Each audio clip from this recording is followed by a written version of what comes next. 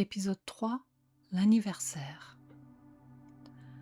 Dans cette troisième partie du premier chapitre, nous retrouvons Nico enfant, au cœur d'un moment simple et joyeux, son 6e anniversaire.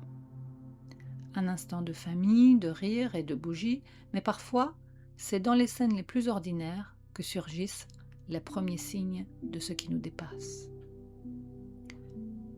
Joyeux anniversaire, joyeux anniversaire, joyeux anniversaire Nico, joyeux anniversaire. Sandra, sa sœur, son beau-frère et ses nièces, Steph et Sam, étaient tous réunis pour célébrer l'anniversaire de Nico. Il était très excité à l'idée de retrouver sa famille et arborait un large sourire en voyant Sandra arriver avec l'énorme gâteau au chocolat orné de 6 bougies allumées. Il adorait souffler les bougies. C'était pour lui la meilleure partie des anniversaires, à part bien sûr les cadeaux.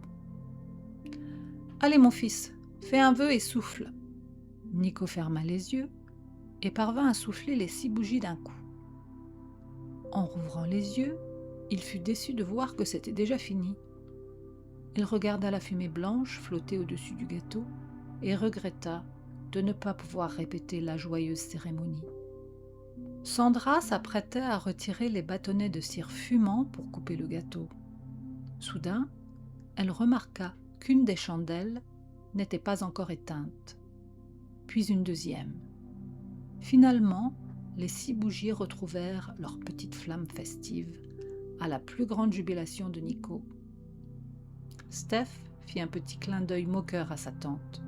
« Tu as mis des bougies qui se rallument toutes seules, Tata, on a compris. » J'étais certaine d'en avoir acheté des normales pourtant. Je n'aime pas celles qui se rallument. Elles finissent par fondre sur le gâteau. J'ai dû prendre celle-ci par erreur. « Allez Nico, retente ta chance, » suggère son oncle. Nico était ravi. Ce qu'il avait souhaité se réalisait. Et il souffla ses bougies pour la 2e fois. Quelques secondes plus tard, elle s'était ravivée. Alors cette fois, Sandra emporta le gâteau dans la cuisine pour éteindre les maudites décorations. Elle les jeta rapidement dans l'évier et fit couler l'eau du robinet dessus, mais il fallut au moins 5 minutes avant que tout signe de feu ne disparaisse. Elle s'énerva un peu. « Je ne prendrai plus celle-là. » Elle regarda la boîte dans laquelle les bougies étaient vendues. Comme elle le pensait, il n'était indiqué nulle part qu'elle se rallumait. Bizarre, sans doute une erreur d'emballage.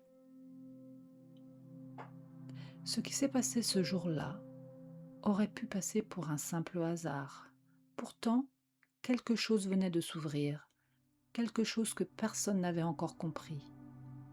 Dans le prochain épisode, Nico découvrira enfin la véritable nature de ce qui sommeille en lui. En attendant, vous pouvez lire l'intégralité du premier chapitre sur mon site.